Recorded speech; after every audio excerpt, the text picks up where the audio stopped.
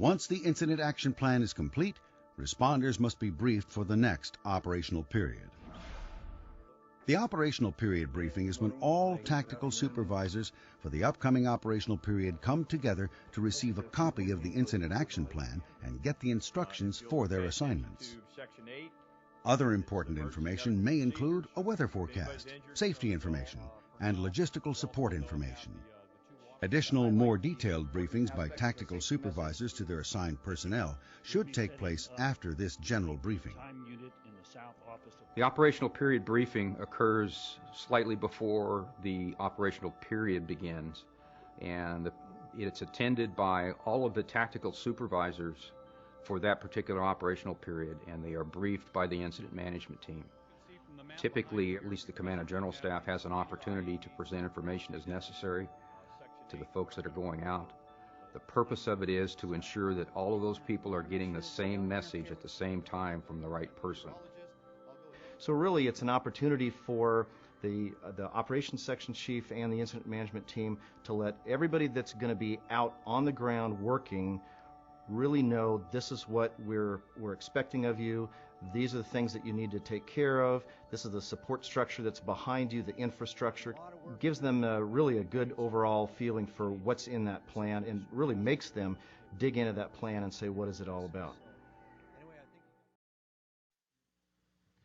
Let's get started with today's operational briefing. Folks, please move forward, and as you're doing so, turn off your cell phones, pagers, and if you would keep your conversations to yourself as far as the side conversations, that'll certainly help in keeping the noise level down. If you do that for me, then I promise we'll get you in and out of here in 30 minutes or less with all the information you need to conduct today's operations.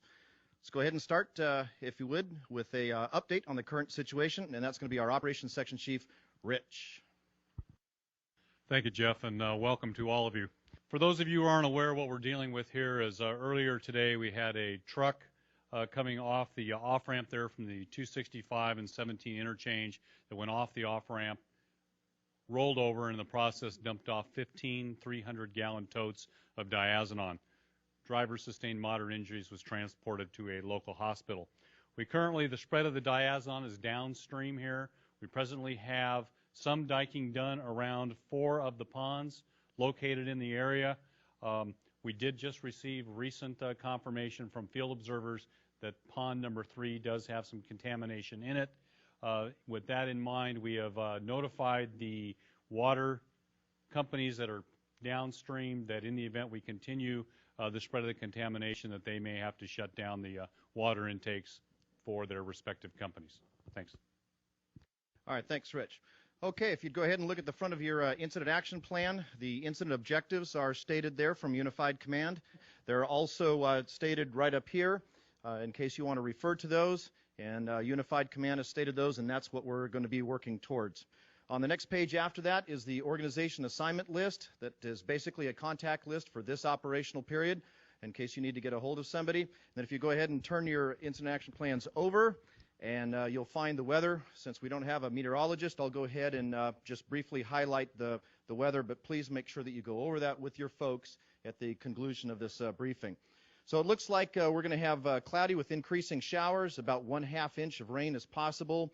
Minimum temperature is going to be 68 degrees. RH somewhere between 90 and 100%, obviously, because it's going to be raining. And the winds are going to be southwest 8 to 15 miles an hour. And it looks like the mixing winds are also southwest, a little bit higher at 12 to 15 miles an hour. And then the outlook for the next day, Sunday, is cloudy with rain and showers, likely heavy at times, 1 to 2 inches of rainfall possible with localized even up to 3 inches. So obviously you may want to be prepared in case they're off a little bit as far as the time schedule. So with that, the next page after that should be the operational assignments. And if you go ahead and turn to those, please answer loud and clear when Rich calls your name, and we'll get through this. So Operations Section Chief, Rich. Thanks again. All right, as you can see from the map behind me, we presently have this divided up into 2 geographic divisions, Division A and Division B. We also have 3 functional groups presently in operation. All right, in Division A, Division Supervisor is Carson. Thank you.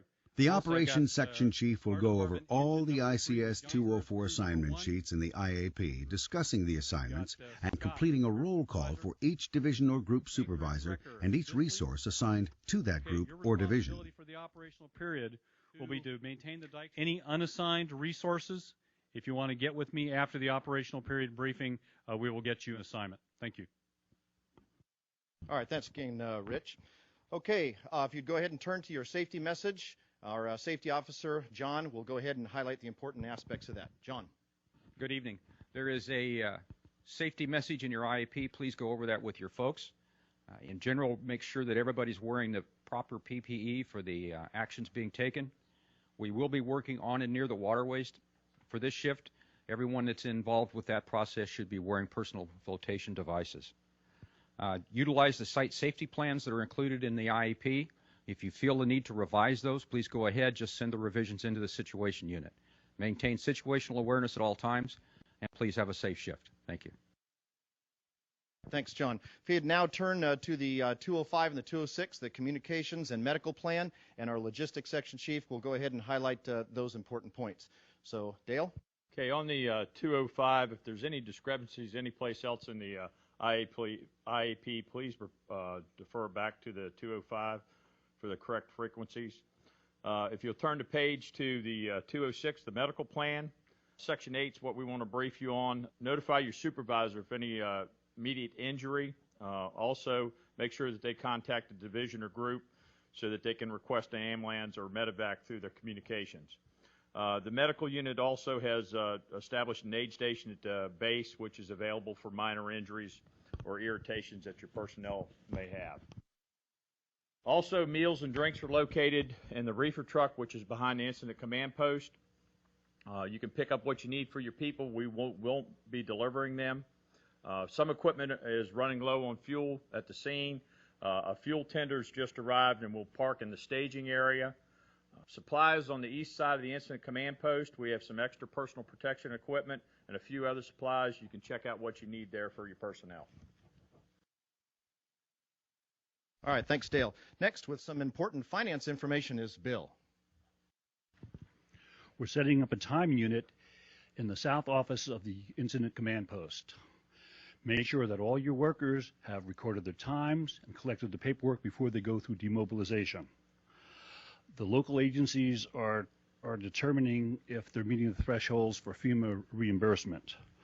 I'll be giving an update at the end of the shift. All right, thanks a lot, Bill. Next, information. Carol. Thanks, Jeff. You're going to see a lot of media people around the scene today, so please let's try to help them out, get our message out, as long as they don't interfere with your operations. In your incident action plan, you will see a list of our contact information and also where we will be doing our media briefings. All right, thanks, Carol. We've got a lot of assisting agencies and cooperating agencies, and heading up our cooperating agency is our liaison officer, Jim, and he's going to highlight some points there. Jim? I'm trying to make contact with every agency is represented here on this incident. So if you or your agency rep has not checked in with me yet, please do so at the end of the ops briefing on the left-hand side behind the stage. Thank you. All right, thank you very much. Okay, representing Unified Command, our Unified Commanders are here. We've got Joe from Jefferson County is going to be elected as the Unified Command spokesperson. We also have Ben from EPA and John from Department of Environmental Quality. So, Joe?